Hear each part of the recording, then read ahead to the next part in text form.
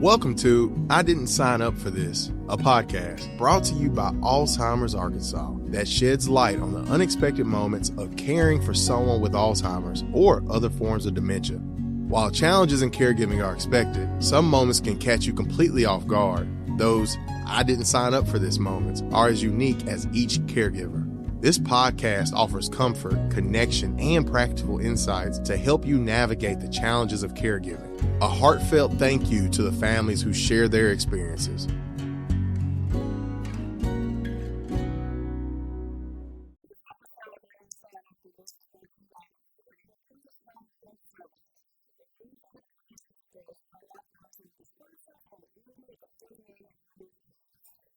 Today, I have with me Bree Clark, a full-time caregiver for her mother, and comes from a long line of family caregivers. Thank you for being here today, Bree. Thank you for having me. I'm excited to be here, and I did not sign up for this. So, I think it's important. What I thought about you is a lot of caregivers now are very young. How old are you, Bree? I am 30 years old, but I have been a caregiver since I was 20 or 21. So, how did you become a caregiver at 21?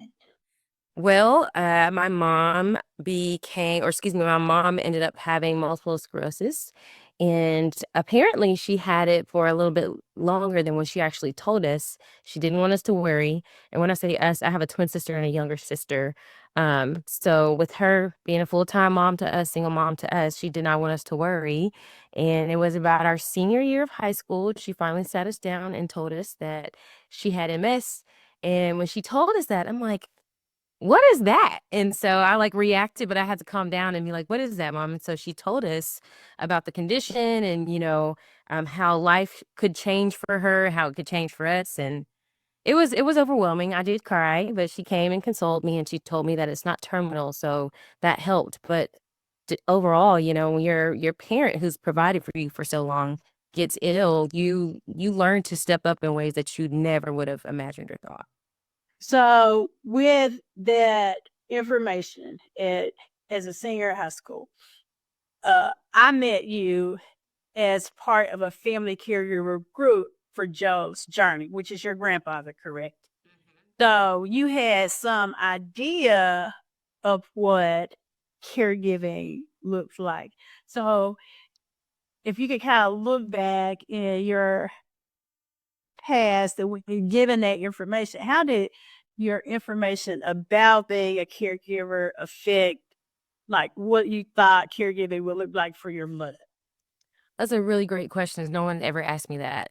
So the information or my perspective of caregiving at the time was, people get older and conditions change physically and that of the sort, and you support how you can. And as a younger individual, support would have looked like going to go get the remote or going to get a glass of water or grabbing something out of the fridge, right?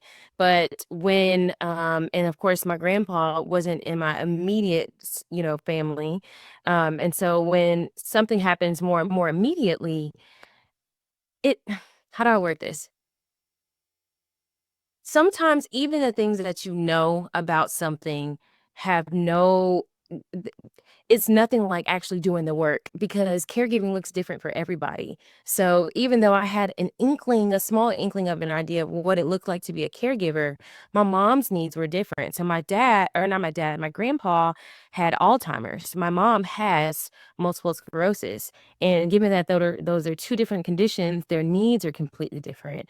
So just kind of going back to answer your question, it took for me to be a part, visually see what's going on with my mom and see that sometimes she's having a hard time standing, or she might not be able to get it out of the bed in the moment, or if she is able to get out of the bed, she's tripping and falling, and her needs again just look too different. So I learned not only the physical part of it, but the real reality of learning to pay a bill, learning how to speak and be on the phone and all the things. So again, going back to your question, it looks different for everybody, but sometimes what you know and what you think you're going to end up in is completely different.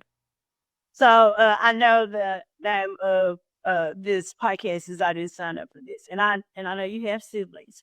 So when it came down to who was going to or how your mother was going to be cared for, did you actually sign up for it or was it thrown in your lap? Let's talk about it. Let's talk about it. So, no, I did not sign up to do this at all. I will add this little tidbit because I think this kind of led into why I'm in the I've kind of taken on this role. I was more of the mama's girl, so I was always up under my mom. I was more of the shyer. I'm a twin, so I was a more shyer, reserved twin. And if my twin wasn't speaking for me, my mom was speaking for me. So someone always was, doing that. But going back to my mom, I was always up under her. And actually, before she told us that she had this condition, I could tell something was wrong. I just didn't know what. She was going to the doctor more frequently than we were. And she made sure that we were, well and had regular checks and going to the orthodontist and whatever. But I just noticed that my mom was frequently having something else to do health related. I was like, something is wrong with mom, y'all. And I remember telling my twin sister, my younger sister, we were playing the Wii, just having a good old free life. And I was like, y'all, something is wrong with mom. And they were like, you just always under mom. You're overthinking. And a little bit after that, she told us. And going back to your question, at first it looked like whoever one of her children were available to do a task, or from our view. Later, I learned that mom was considering us as people and personalities and what she thought we could handle. And she asked me to do less of things. She actually asked my twin sister to do more of things.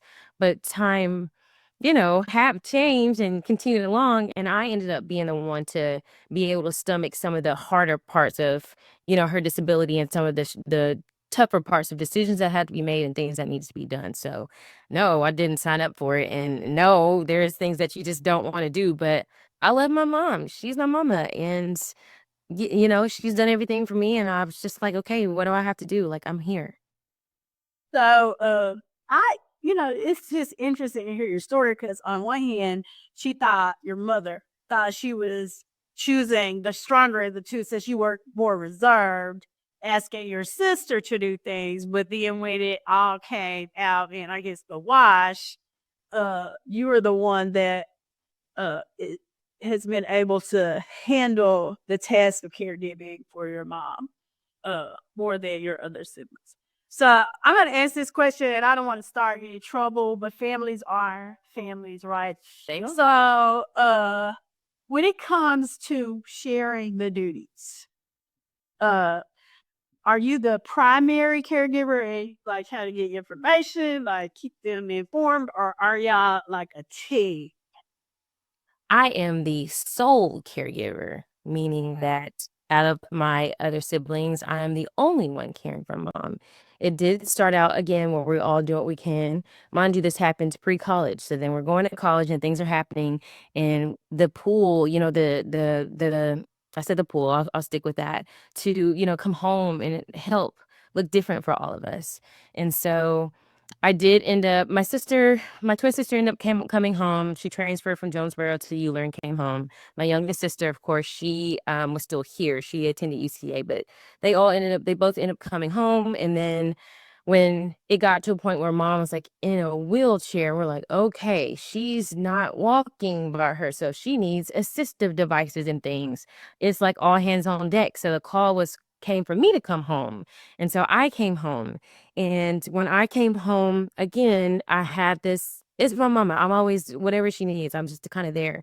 So if she would need something, it got to a point where I'm like, hey, Brianna, mind you, my name is Brianna, twin sister named Brianna. I'm like, hey, Brianna, mom needs you, or, it's your day. We decided to have designated days. It started out as, some sort of split up, right? And then it was within those days, these time frames. But we were younger, we have different things calling for our attention, our patience, and all these things kind of affect that. So it ended up being where my day was not just Monday, Tuesday, Wednesday. It was Monday, Tuesday, Wednesday, Thursday, Monday, Tuesday, Wednesday, Friday. Weekend come around. We're getting older, still young, but, again, things calling for our attention. So it got to a point where I was helping my mom at some point every single day. And then being very transparent, it got to a point where I end up being the only one, and that happened because after let me just say this. sometimes you will end up being a caregiver and being someone's support even when life is not happening for you the way that it needs to, and you may need some support as well. I lost my job at one of my dream companies that I worked for several years, midway through the year. The month after that, an ex and I broke up. The month after that, both of my siblings at the same time so happened to say, "I can't do this. I don't have the capacity." So that year was one of the toughest years for me, but that is how I ended up being mom's sole caregiver, and that was a little over 3 years ago, and I'm still doing it to this day. I moved in to help, and I help with bills, and I help physically, and we pray, we have affirmations. I do my mom's hair. Her hair is growing. She just had a birthday. She actually had a photo shoot, so I helped her with that. And I do things to help build her confidence so she knows that it's not, her disability is not all that it is to her. She has a brain. She has, goals, aspirations, and it just matters. So, and sometimes it helps me too, even when I don't feel that way. But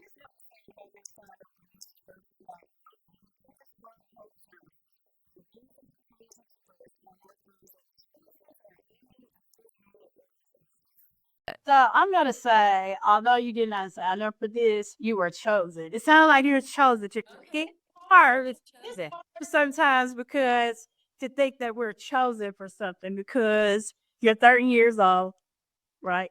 You're a professional. And how do you think this is caregiving full time has affected you professional and as a young 30-year-old woman? it has helped me be more attentive to details. It has helped me observe areas of lack or more efficient use of time or efficient use of, team capacity, all the things. So I would say that it's helped me be a more mature young professional than just going to work and wanting to make sure that my to-do list is checked off and I'm showing up as. It's helped me show up as,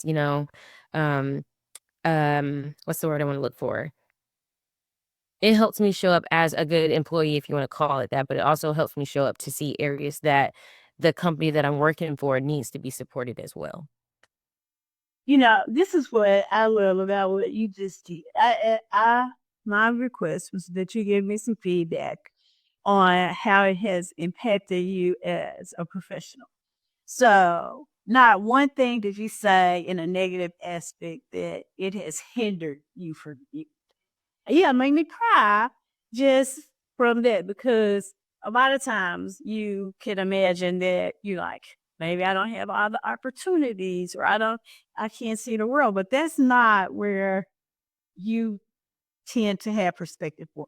So this makes you a very, I'm going to say, inspiring caregiver for someone 30 years old that have been physically caregiving for someone at least since the age of 21 and have caregiving as part of your family. So I want to personally give you some hand claps and kudos for that because as I am in this role of helping family caregivers, I understand that there are more and more younger people taking care of loved ones than most of us even recognize. For the most part, when we think about like a family caregiver, we think about older people, maybe somebody taking care of their spouse, or even older children taking care of their parents.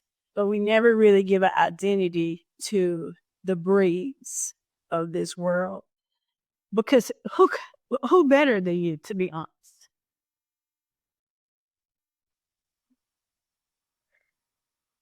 I'll say this, to your point, I can see how I was chosen for this.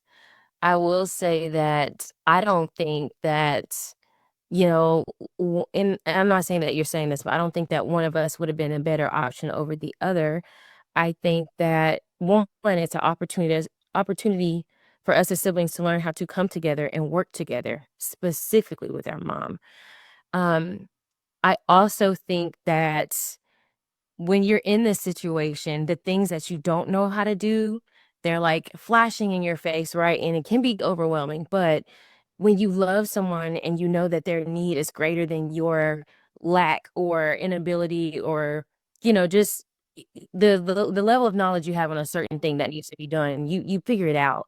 And so I will say that being a caregiver has also taught me how to figure out a lot. My sisters kind of leaned into cosmetology because my mom was a professional cosmetologist as well. And they started learning how to do hair and all the things. And I was not, but then again, I was the simple kid. I'm like, put my hair in a ponytail or two and I'm good. So I had to learn how to do hair. I had to learn how to do a lot of things that really stretched me. And something else you mentioned that I want to touch on, there are times that being a caregiver has hindering moments, but I want to apply it to life and say that life has quote unquote hindering moments and they're just obstacles and you have to get creative. You've got to slow down. You've got to be patient with yourself.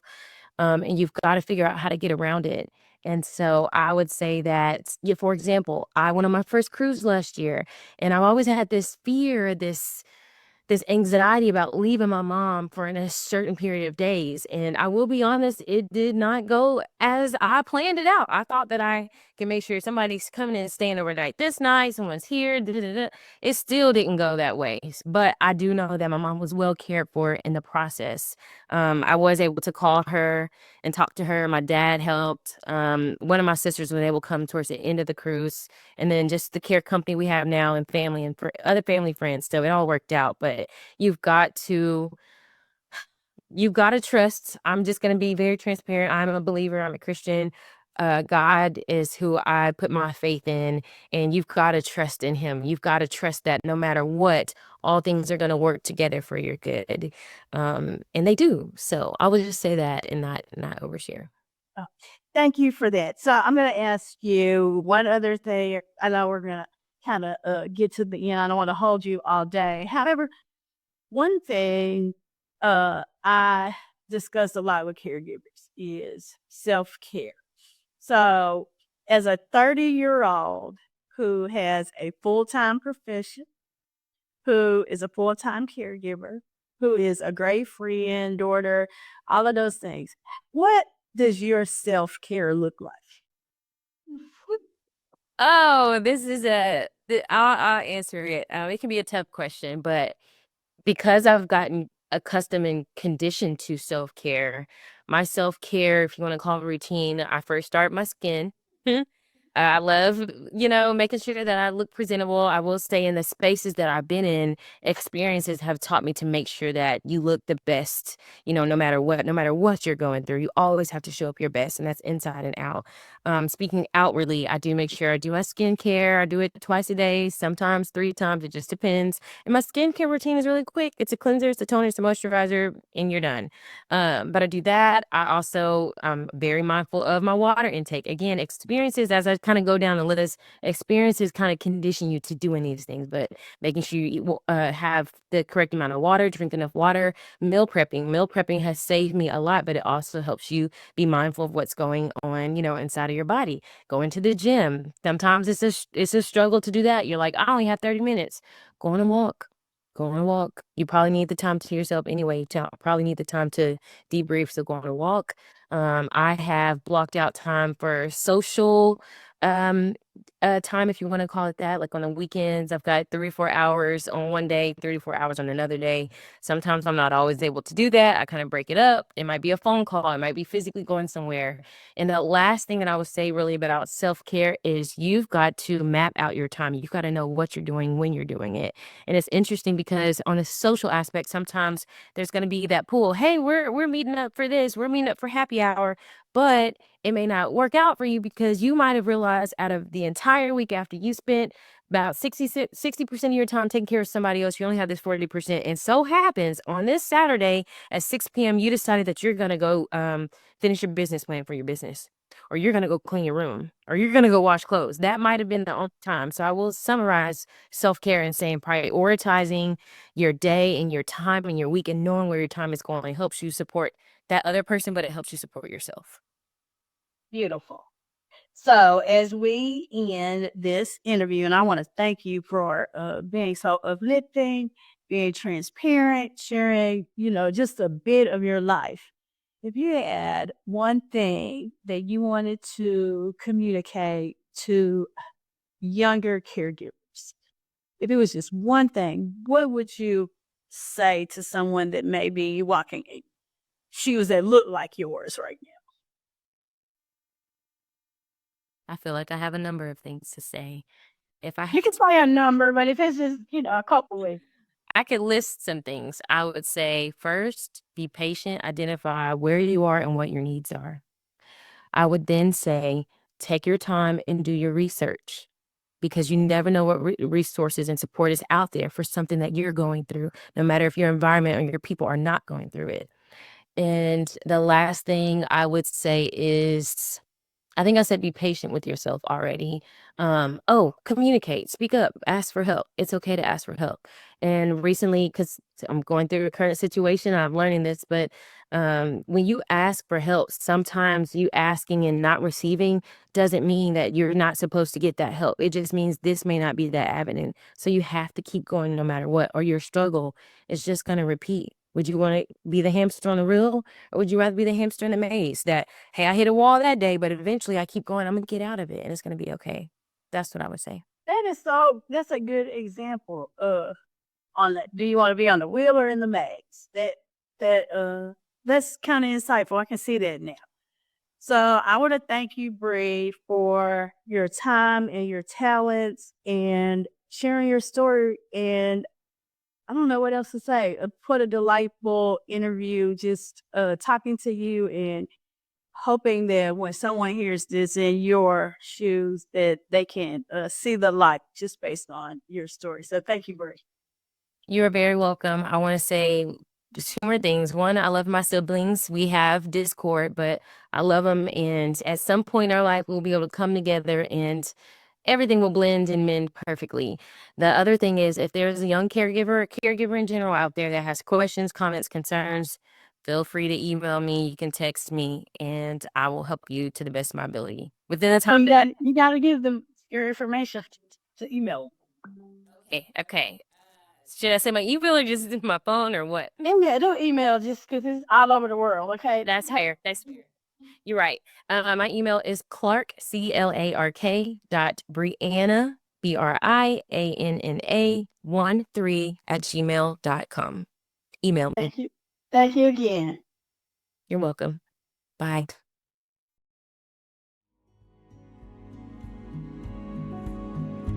I Didn't Sign Up for This is brought to you by Alzheimer's Arkansas, an independent nonprofit organization that supports families in Arkansas caring for their loved ones with Alzheimer's, other forms of dementia, and chronic illnesses. For resources, support, and community, visit alzark.org and follow us on Facebook and Instagram. Thanks for listening, and we'll see you next time on I Didn't Sign Up for This.